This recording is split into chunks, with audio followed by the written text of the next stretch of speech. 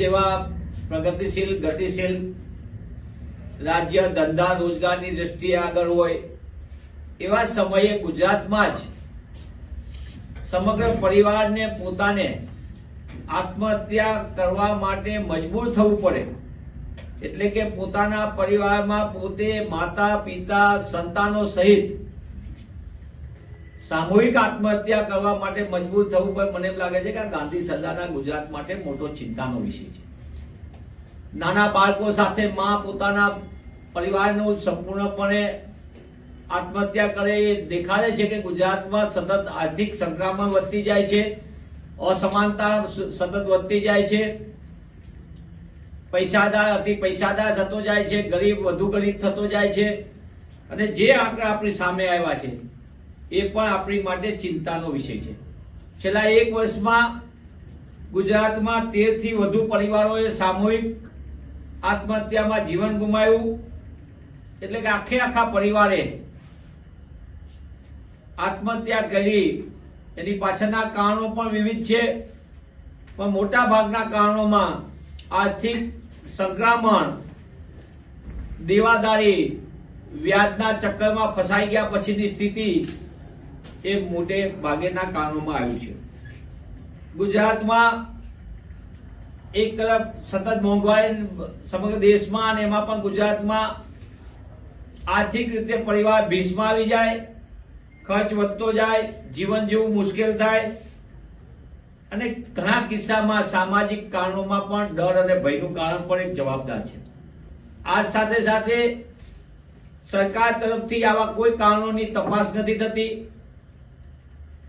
સમાચાર પત્રોમાં પણ એક સુર્ખીના રૂપમાં આવી જાય, પણ ખરેખર સરકારે આ ચિંતા કરવાનો સમય એટલા માટે પડ્યો કે ગુજરાત માટે આપણે જ્યારે સંપૂર્ણ ગુલાબી પિક્ચર જોતા તેવા સમયે આ પરિવારોએ આત્મહત્યા કરવા માટે સામૂહિક રીતે મજબૂત થવું પડે એ ચિંતાનો વિષય છે.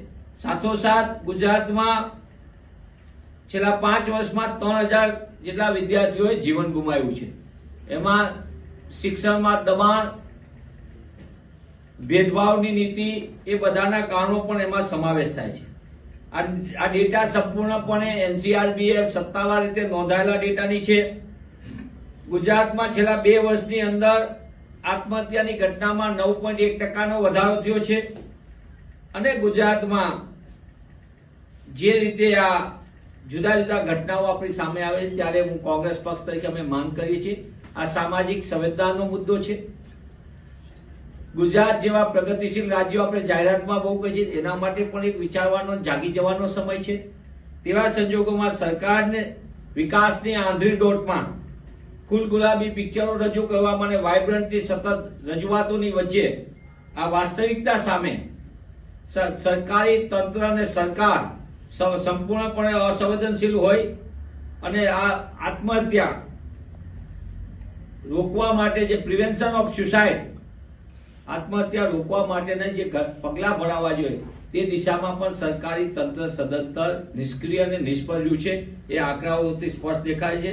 ત્યારે કોંગ્રેસ પક્ષ તરીકે અમે માંગ કરીએ છીએ કે સરકાર છેલ્લા 5 વર્ષની અંદર વિદ્યાર્થીઓની આત્મહત્યા હોય, સામૂહિક આત્મહત્યાના પરિવારો આખા પરિવારની આત્મહત્યાની ઘટના હોય કે પછી શ્રમિકોની હોય કે રોજિંદા આપઘાતની ઘટના હોય, આ તમામ આત્મહત્યાની ઘટનાઓનો સરકાર સંપૂર્ણપણે સાચી રીતે સર્વે કરાવે. કયા કારણોની માટેના જવાબદાર છે, કઈ પરિસ્થિતિની મુશ્કેલીઓ છે, વ્યાજના ચક્કરમાં ફસાણાતા, અન્ય રીતે ફસાણા હોય, સામાજિક ડર, આબરૂના દ્રષ્ટિએ હતા, આ બધા મુદ્દાને લઈને સરકાર જો સાચા અર્થમાં ગુજરાતનો સર્વાંગી વિકાસ ઈચ્છતી હોય તો સરકારે આ દિશામાં પગલા ભરવા જોઈએ તેવી કોંગ્રેસ પક્ષના પ્રવક્તા તરીકે, કોંગ્રેસ પક્ષ તરીકે અને વ્યક્તિગત જાહેર જીવનના વ્યક્તિ તરીકે પણ માંગ કરું છું.